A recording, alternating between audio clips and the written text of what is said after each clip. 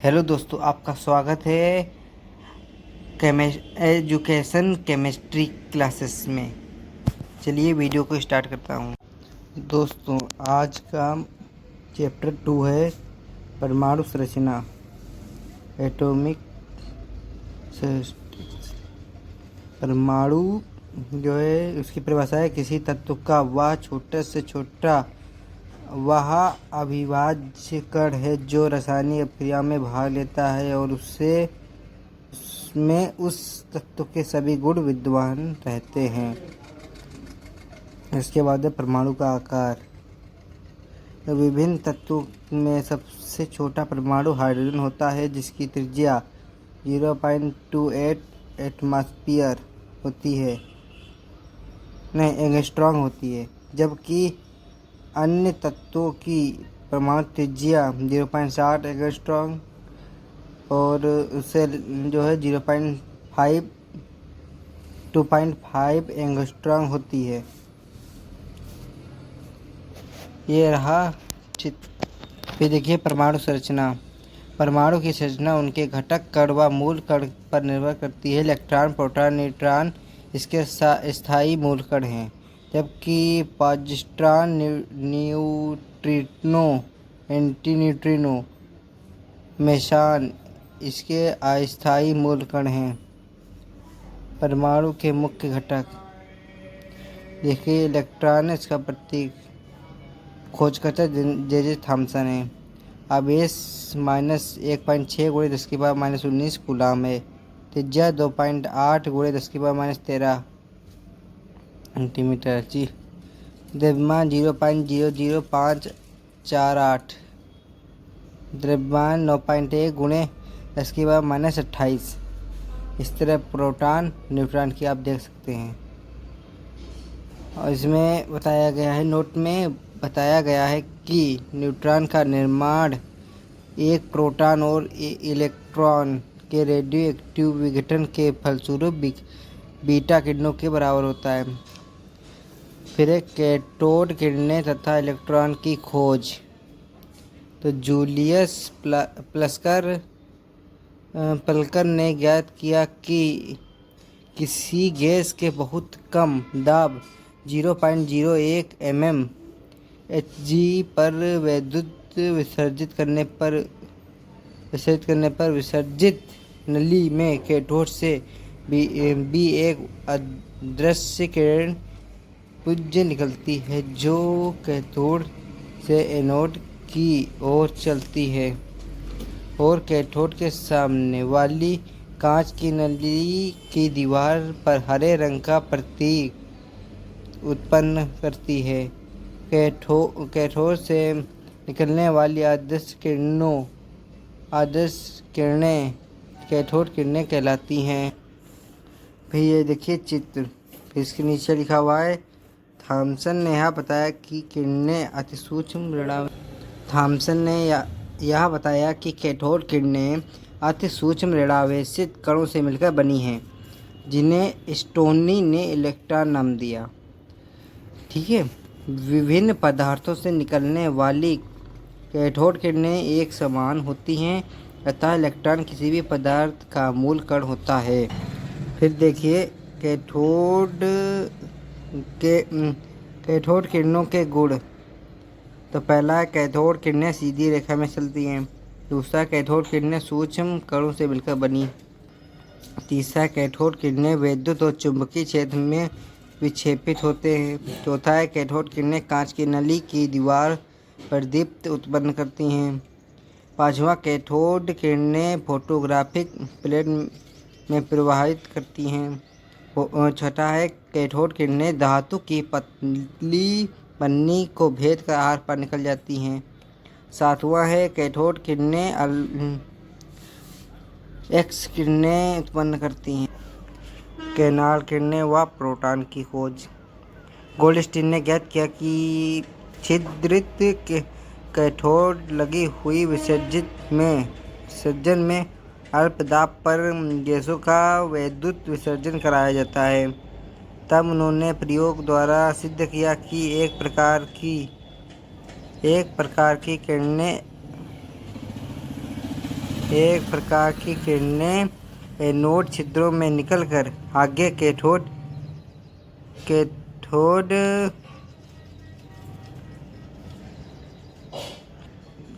छिद्रों में प्रवेश करती हैं। तब गोल्डस्टीन ने इनका नाम केनाल किरणें रखा, क्योंकि ये किरणें एनोड के छिद्रों से बाहर जाती हुई प्रतीत होती हैं। वाइन ने अपने प्रयोग द्वारा सिद्ध किया कि केनाल किरणें धनात्मक किरणों से मिलकर बनी होती हैं। इन किरणों के नाम जे थॉमसन ने धन किरणें देख सकते हैं। ये किरणें बाहर की ओर जा रही हैं। गैसीय परमाणुओं के द्वारा इलेक्ट्रॉन उत्सर्जन के मध्य बनने वाली अनियनित गैस कणों के धन किरणें कहा जाता है। धन किरणों के कणों को प्रोटॉन कहा जाता है। केनाल या धन किरणें के गुण। आप लोग गुण जो है पढ़ सकते हैं। मैं वीडियो पूरी दिखा रहा हूँ क्योंकि आज टाइम नहीं है मेरे पास। न्यूट्रॉन की खोज। आप गुण अगर ना समझ में आए तो आप मुझे कमेंट कीजिए, मैं आपको फ़ोटो भेज दूँगा। न्यूट्रॉन की खोज। सन 1932 में जेम्स चैडविक ने ज्ञात किया कि कुछ हल्के तत्व जैसे बेरिलियम, बोरान आदि पर अल्फा कणों के बमबारी की तो उसमें न्यूट्रॉन निकले। न्यूट्रॉन किसी परमाणु का वह मूल कण है जो उदासीन होता है, जिसका द्रव्यमान 1.675 × 10⁻⁻27 किलोग्राम होता है। फिर देखिए रदरफोर्ड का कर्ण प्रकीर्णन। अर्नेस्ट रदरफोर्ड ने सन 1911 में स्वर्ण धातु की पतली पन्नी पर अल्फा कणों की बमबारी के प्रेक्षित अल्फा कर्ण प्रकीर्णन द्वारा नाभिक की खोज की। ठीक है, ये तो आपको पता ही होगा नाभिक की त्रिज्या कितनी होती है, परमाणु की त्रिज्या कितनी होती है। चलिए, यह इन्होंने प्रयोग किया था तो इसमें निष्कर्ष निकला था कि जो है कुछ कण जो थे वो सीधे चले गए थे और कुछ अपने मार्ग से विचलित हो गए थे और कुछ लाखों कण में से लगभग एक कण जो था वो वापस आया था। ठीक है, तो हम देख लेते हैं थ्योरी में क्या लिखा हुआ है। लिखा है पहला निष्कर्ष, बहुत सारे अल्फा कण के मार्ग से बिना विचलित हुए धातु की पन्नी को पार करके किसी सीधे निकल जाते हैं। इससे रदरफोर्ड ने यह निष्कर्ष निकाला कि परमाणु का अधिकांश भाग रिक्त अथवा खोखला होता है। दूसरा, अल्फा कण धातु की पन्नी से प्रतिकर्षित होकर अपने मार्ग से विचलित हो गए थे। इससे यह निष्कर्ष निकला कि परमाणु में कुछ धनावेशित या भारी कण है। बहुत कम एक अल्फा कण अपने मार्ग से विचलित पुनः वापस लौट के आया। इससे यह निष्कर्ष निकला कि परमाणु का लगभग समस्त द्रव्यमान का कुल धनावेश उसके केंद्र में एक सूक्ष्म स्थान में स्थित होता है, जिसे परमाणु का केंद्रक या नाभिक न्यूक्लियस कहते हैं। फिर है रदरफोर्ड का परमाणु मॉडल। तो इसमें क्या बताया गया है देख लीजिए। रदरफोर्ड ने अपने अल्फा कणों के प्रकीर्णन का प्रयोग किया। व्याख्या नाभिकीय सिद्धांत पर दी। परमाणु अतिसूक्ष्म गोलाकार विद्युत उदासीन कण है। प्रत्येक परमाणु के केंद्र में अतिसूक्ष्म संघन भारी धनावेशित केंद्र स्थित होता है, जिसे नाभिक कहते हैं। परमाणु का एक समस्त धनावेश अर्थात प्रोटॉन इसके नाभिक में स्थित रहता है। परमाणु के आकार की तुलना में नाभिक का आकार बहुत छोटा होता है। परमाणु में इलेक्ट्रॉन नाभिक के बाहर शेष क्षेत्र में विभिन्न कक्षाओं में घूमते रहते हैं। तो परमाणु मॉडल जो मैं मॉडल अभी दिखा रहा हूँ चित्र इसका ये रात, इसमें देखिए ये इलेक्ट्रॉन कक्षाओं में चक्कर लगा रहे हैं। ठीक है, देखिए परमाणु संख्या, परमाणु क्रमांक। तो देखिए मोज़ले ने अपने निष्कर्ष द्वारा यह बताया कि तत्व का मौलिक गुण परमाणु क्रमांक ने परमाणु भार। किसी तत्व के परमाणु के नाभिक में उपस्थित प्रोटॉन की संख्या उस तत्व का परमाणु क्रमांक कहलाती है। इसे 1.5 से प्रदर्शित करते हैं। फिर देखिए द्रव्यमान संख्या। किसी परमाणु के नाभिक में उपस्थित प्रोटॉन और न्यूट्रॉन की संख्या का योग उस परमाणु की द्रव्यमान संख्या कहलाती है। इसे ऐसे प्रदर्शित करते हैं। तो A बराबर P प्लस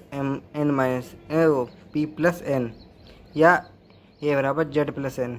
तो देखिए सवाल इस तरह से आता है, तत्व के लिए मतलब A बराबर 45 दिया तो P बराबर क्या होगा, Z बराबर 20 है तो N बराबर क्या होगा। तो सूत्र लगाएंगे A बराबर Z प्लस N।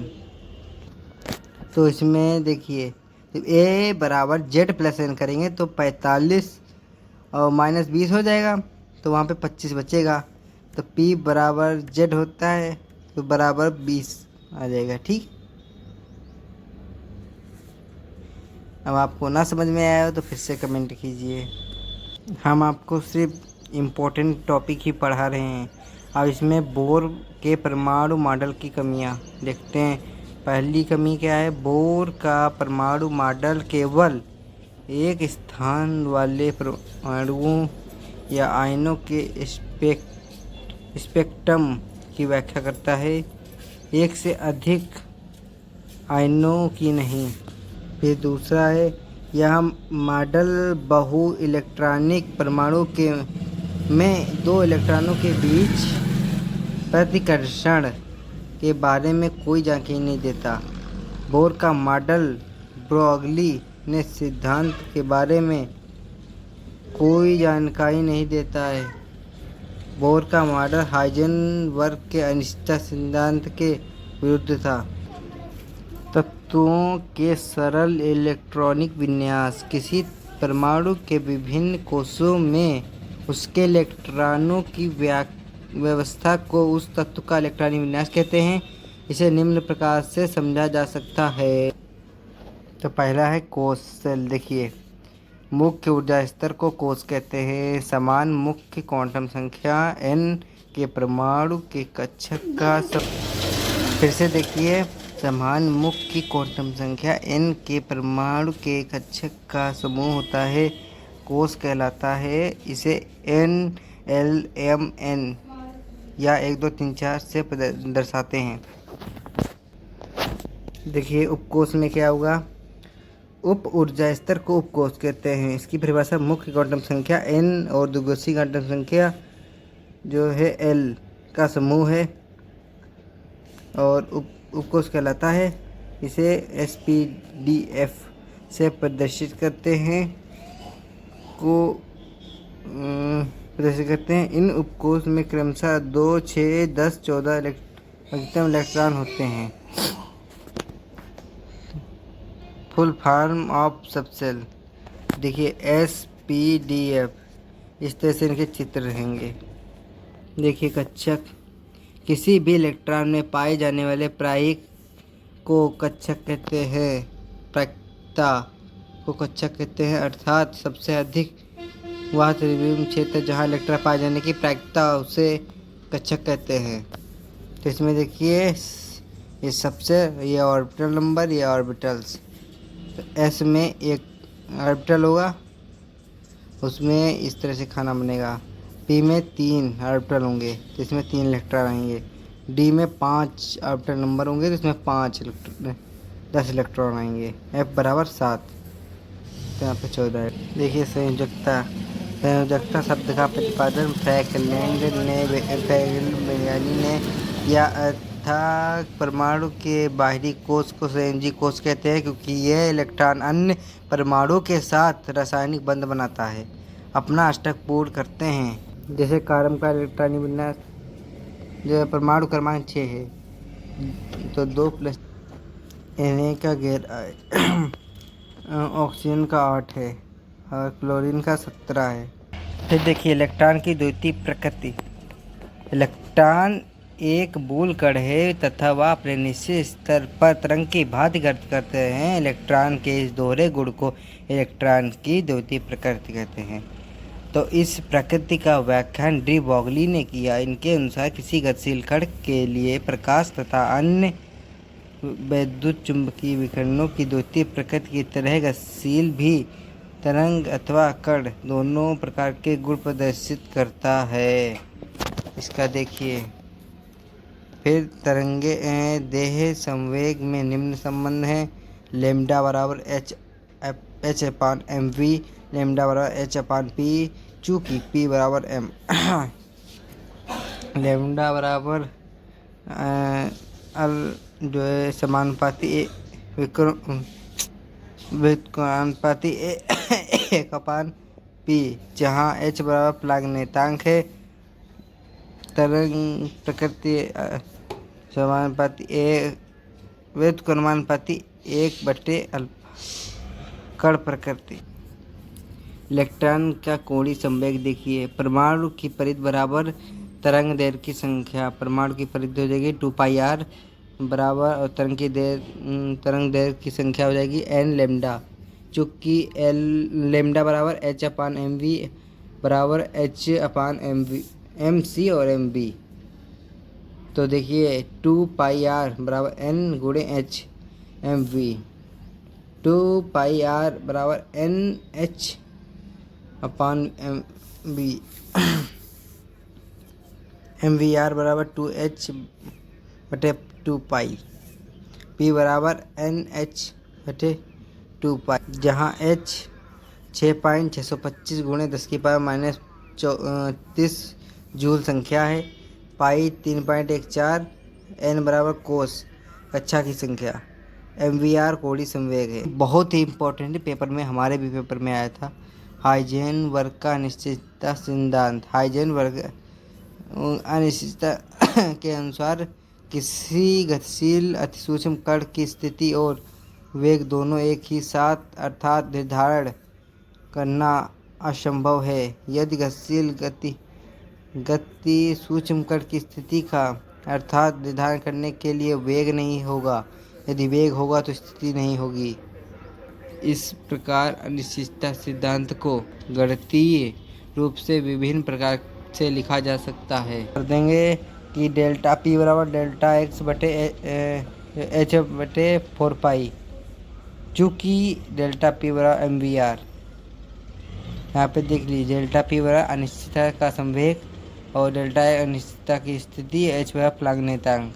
यहाँ भी इम्पोर्टेंट है। देखिए हाइड्रोजन का इलेक्ट्रॉन में मॉडल। हाइड्रोजन परमाणु में एक इलेक्ट्रॉन एक प्रोटॉन होता है।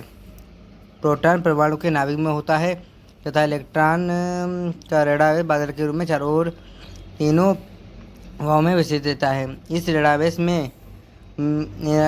ऋणावेश में मेघ का घनत्व उन क्षेत्र में अधिक होता है जहां इलेक्ट्रॉन पाए जाने की प्रायिकता अधिक होती है। इस तरह से आप चित्र बना दीजिए।